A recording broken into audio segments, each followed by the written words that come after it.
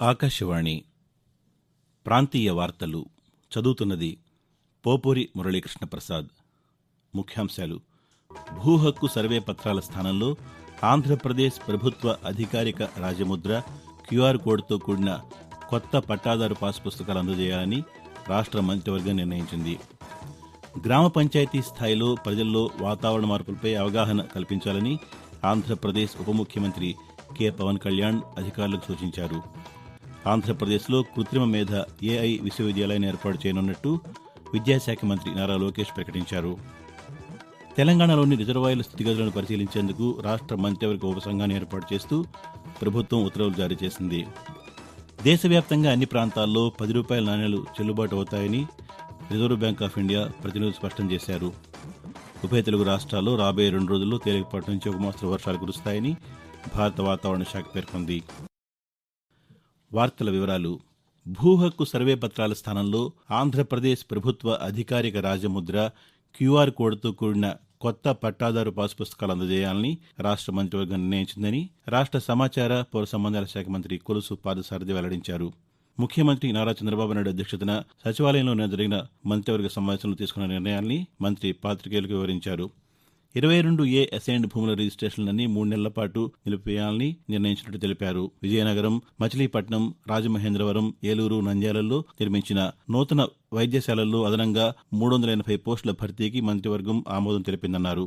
2 కంటే ఎక్కువ మంది పిల్లలుంటే మున్సిపల్, పంచాయతీరాజ్ ఎన్నికల్లో పోటీ చేసేందుకు అనర్హులుగా పరిగణిస్తూ ఆయా స్థానిక సంస్థల్లో సభ్యులుగా కొనసాగడాన్ని నిషేధించే చట్ట సవరణల రద్దుకు ఆమోదం తెలిపిందని మంత్రి పేర్కొన్నారు. గ్రామ పంచాయతీ స్థాయిలో ప్రజల్లో వాతావరణ మార్పులపై అవగాహన కల్పించాలని ఆంధ్రప్రదేశ్ ఉప ముఖ్యమంత్రి కె. పవన్ కళ్యాణ్ అధికారులకు సూచించారు. పర్యావరణ మార్పులపై రాష్ట్ర భవిష్యత్ ప్రణాళిక 2030 తుది ముసాయిదాపై నిన్న ఉప ముఖ్యమంత్రి సమీక్ష నిర్వహించారు.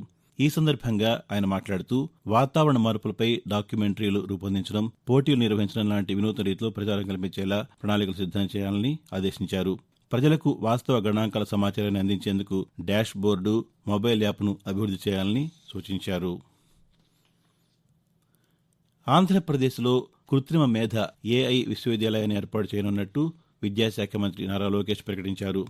రాష్ట్రంలో ఉన్నత విద్య పనితీరు, ర్యాంకుల మెరుగుదల తదితర అంశాలపై నిన్న అధికారులతో ఆయన సమీక్ష నిర్వహించారు. ఈ సందర్భంగా మాట్లాడుతూ రాష్ట్రాన్ని కృత్రిమ మేధకి కేంద్రంగా తీర్చిదిద్దాలన్నది ప్రభుత్వ లక్ష్యమని తెలిపారు. ఏఐ విశ్వవిద్యాలయాన్ని ఎక్కడ ఏర్పాటు చేయాలనే దానిపై అధ్యయనం చేయాలని, దీని ద్వారా విద్య, వైద్యం, సుపరిపాలన తదితర 16 రంగాల్లో సమర్థవంతమైన సేవలు అందించేందుకు వీలుంటుందని మంత్రి వెల్లడించారు.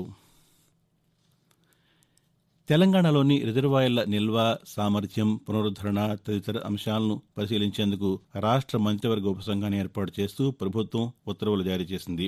కేంద్ర జలశక్తి మంత్రిత్వ శాఖ, జలవనరులు, నదుల అభివృద్ధి, గంగా పునరుజ్జీవన శాఖ జాతీయ ప్రాజెక్టుల నిర్వహణ పద్ధతులు, మార్గదర్శకాలను అధ్యయనం చేసి తగిన సూచనలు చేసేందుకు ఈ మంత్రివర్గ ఉపసంఘం పనిచేయనుందని ఉత్తర్వుల్లో తెలిపింది.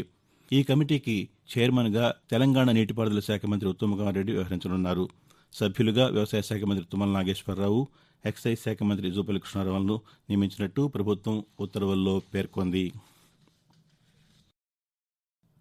ఆంధ్రప్రదేశ్లో అక్టోబర్ 1వ తేదీ నుంచి నూతన మద్యం విధానాన్ని తీసుకొస్తున్నామని రాష్ట్ర ఎక్సైజ్ శాఖ మంత్రి కొల్లు రవీంద్ర వెల్లడించారు. అమరావతిలోని రాష్ట్ర సచివాలయంలో మద్యం తయారు చేసే బహుళ వాణిజ్య సంస్థల ప్రతినిధులతో నిన్న ఆయన సమావేశమయ్యారు. ఈ సందర్భంగా మాట్లాడుతూ ఆంధ్రప్రదేశ్లో కల్తీ మద్యంపై చర్యలు తీసుకుంటున్నామన్నారు. వివిధ రాష్ట్రాల్లో అమలవుతున్న మద్యం విధానాలను అధ్యయనం చేసి సమగ్రమైన మద్యం విధానాన్ని తీసుకొస్తున్నామని మంత్రి వివరించారు. ఆకాశవాణి ప్రాంతీయ వార్తలు వింటున్నారు. దేశవ్యాప్తంగా అన్ని ప్రాంతాల్లో రూ. 10 నాణేలు చెల్లుబాటు అవుతాయని reserve bank of India RBI ప్రతినిధులు స్పష్టం చేశారు. విజయవాడలో హోంశాఖ ముఖ్య కార్యదర్శి కుమార్ విశ్వజిత్ అధ్యక్షతన 33వ రాష్ట్ర స్థాయి బ్యాంకుల భద్రతా సమావేశాన్ని నిన్న నిర్వహించారు. అసత్య ప్రచారం, వార్తలు కారణంగా తలెత్తిన అనుమానాలతోనే ప్రజలు ఈ నాణేలు తీసుకోవడానికి విముఖత చూపిస్తున్నట్టు తెలిపారు. రూ. 10 నాణేలపై ఉన్న అపోహలపై అవగాహన కల్పించేందుకు ఆంధ్రప్రదేశ్, తెలంగాణ రాష్ట్రాల రిటైల్ వ్యాపారులకు ఆ నాణేలను పంపిణీ చేశారు. నాణేలను 14 విభిన్న ఆకారాల్లో తయారు చేశామని, ఆకారాలతో సంబంధం లేకుండా అన్ని నాణేలు చట్టబద్దమైనవని తెలిపారు. అన్ని శాఖల వారు నిస్సందేహంగా వినియోగించుకోవాలని ఆర్బీఐ ప్రతినిధులు సూచించారు. వాతావరణం: ఆంధ్రప్రదేశ్ వ్యాప్తంగా రాబోయే 2 రోజుల్లో తేలికపాటి నుంచి ఒక మోస్తరు వర్షాలు కురుస్తాయని అమరావతి వాతావరణ కేంద్రం పేర్కొంది. పలు జిల్లాల్లో కొన్ని చోట్ల భారీ వర్షాలు కురిసే అవకాశం ఉందని తెలిపింది. గంటకు 30 నుంచి 40 కిలోమీటర్ల వేగంతో గాలులు వీస్తాయని ప్రజలు అప్రమత్తంగా ఉండాలని సూచించింది. మరోవైపు తెలంగాణలో రానున్న 2 రోజుల పాటు భారీ వర్షాలు కురుస్తాయని హైదరాబాద్ వాతావరణ కేంద్రం వెల్లడించింది. భద్రాద్రి కొత్తగూడెం, కామారెడ్డి, భూపాలపల్లి, హైదరాబాద్, మెదక్, సంగారెడ్డి, రంగారెడ్డి, సిద్దిపేట, సూర్యాపేట, హనుమకొండ జిల్లాల్లో మోస్తరు వర్షాలు కురిసే అవకాశం ఉందని పేర్కొంది. కరీంనగర్, ఖమ్మం, ములుగు, నల్గొండ, జనగామ, భువనగిరి, మహబూబాబాద్, వరంగల్ జిల్లాలో భారీ వర్షాలు కురుస్తాయని పేర్కొంది. గర్భాశయ ముఖద్వార క్యాన్సర్పై అవగాహన కల్పించేందుకు ఆకాశవాణి విజయవాడ ప్రాంతీయ వార్తా విభాగం రూపొందించిన ప్రత్యేక కార్యక్రమం ఈరోజు ఉదయం 10 గంటలకు ప్రసారమవుతుంది. రాజ్యసభలోని 12 స్థానాల్లో ఉప ఎన్నికలకు కేంద్ర ఎన్నికల సంఘం షెడ్యూల్ విడుదల చేసింది. సార్వత్రిక ఎన్నికల్లో పలువురు లోక్సభ ఎంపీలుగా ఎన్నికవడం, రాజీనామాలతో ఈ ఖాళీలు ఏర్పడ్డాయి. తెలంగాణతో సహా 9 రాష్ట్రాలకు చెందిన రాజ్యసభ ఖాళీలకు సంబంధించి సెప్టెంబర్ 3వ తేదీన ఎన్నికలు నిర్వహించేందుకు ఎన్నికల సంఘం షెడ్యూల్ విడుదల చేసింది. అదే రోజు సాయంత్రం ఓట్ల లెక్కింపు జరుగుతుందని తెలిపింది. ఎన్నికలకు సంబంధించి ఆగస్టు 14వ తేదీన నోటిఫికేషన్ విడుదల కానుండగా నామినేషన్లకు ఆగస్టు 21 చివరి తేదీ అని ఎన్నికల సంఘం వెల్లడించింది. ప్యారిస్ ఒలింపిక్స్లో మహిళల 50 కిలోల విభాగంలో ఫైనల్కు చేరుకున్న వినేష్ ఫోగాట్ నిర్ణీత బరువు కంటే ఎక్కువ ఉండడంతో ఆమెను అనర్హురాలిగా ఒలింపిక్స్ రెజ్లింగ్ కమిటీ ప్రకటించింది. 50 కిలోల విభాగంలో పోటీ పడేందుకు కావలసిన బరువు కంటే ఆమె 100 గ్రాములు అధికంగా ఉండడంతో ఈ నిర్ణయం తీసుకున్నట్టు వెల్లడించింది. అనర్హత వార్త అత్యంత బాధాకరమని ప్రధానమంత్రి నరేంద్ర మోదీ సామాజిక మాధ్యమం వేదికగా స్పందించారు. వినేష్ దేశానికి గర్వకారణమని, ప్రతి భారతీయునికి స్ఫూర్తి అని పేర్కొన్నారు.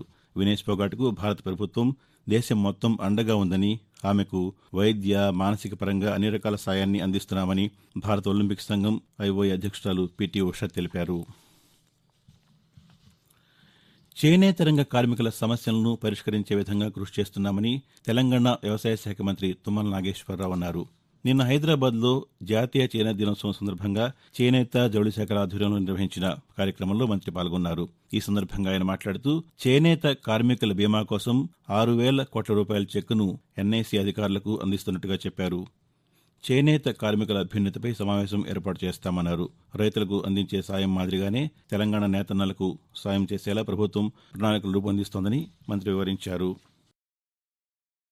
భద్రతను పునరుద్దరించాలని కోరుతూ వైఎస్ఆర్ కాంగ్రెస్ పార్టీ అధ్యక్షులు వైఎస్ జగన్మోహన్ రెడ్డి వేసిన పిటిషన్పై నిన్న ఆంధ్రప్రదేశ్ ఉన్నత న్యాయస్థానంలో విచారణ జరిగింది. ఈ సందర్భంగా జగన్మోహన్ రెడ్డికి ప్రస్తుతం ఉన్న బుల్లెట్ ప్రూఫ్ వాహనం స్థానంలో కొత్త వాహనాన్ని కేటాయిస్తామని ఆంధ్రప్రదేశ్ ప్రభుత్వం న్యాయస్థానానికి తెలిపింది. భద్రతా సిబ్బంది ఇచ్చే సమాచారం మేరకు జామరు ఇస్తామని స్పష్టం చేసింది. దీనిపై కౌంటర్ దాఖలు చేయాలని ప్రభుత్వాన్ని ఆదేశించిన హైకోర్టు తదుపరి విచారణ 3 వారాలకు వాయిదా వేసింది. ప్రాంతీయ వార్తలు ముగించే ముందు ముఖ్యాంశాలు మరోసారి. భూ హక్కు సర్వే పత్రాల స్థానంలో ఆంధ్రప్రదేశ్ ప్రభుత్వ అధికారిక రాజముద్ర, క్యూఆర్ కోడ్తో కూడిన కొత్త పట్టాదారు పాస్ పుస్తకాలు అందజేయాలని రాష్ట్ర మంత్రివర్గం నిర్ణయించింది. గ్రామ పంచాయతీ స్థాయిలో ప్రజల్లో వాతావరణ మార్పులపై అవగాహన కల్పించాలని ఆంధ్రప్రదేశ్ ఉప ముఖ్యమంత్రి కె పవన్ కళ్యాణ్ అధికారులకు సూచించారు. ఆంధ్రప్రదేశ్లో కృత్రిమ మేధ ఏఐ విశ్వవిద్యాలయాన్ని ఏర్పాటు చేయనున్నట్టు రాష్ట్ర విద్యాశాఖ మంత్రి నారా లోకేష్ ప్రకటించారు. తెలంగాణలోని రిజర్వాయర్ల స్థితిగతులను పరిశీలించేందుకు రాష్ట్ర మంత్రివర్గ ఉపసంఘాన్ని ఏర్పాటు చేస్తూ ప్రభుత్వం ఉత్తర్వులు జారీ చేసింది. దేశవ్యాప్తంగా అన్ని ప్రాంతాల్లో 10 రూపాయల నాణేలు చెల్లుబాటు అవుతాయని రిజర్వ్ బ్యాంక్ ఆఫ్ ఇండియా ప్రతినిధులు స్పష్టం చేశారు. ఉభయ తెలుగు రాష్ట్రాల్లో రాబోయే 2 రోజుల్లో తేలికపాటి నుంచి ఒక మోస్తరు వర్షాలు కురుస్తాయని భారత వాతావరణ శాఖ పేర్కొంది. ఆకాశవాణి ప్రాంతీయ వార్తలు ఇంతటితో సమాప్తం.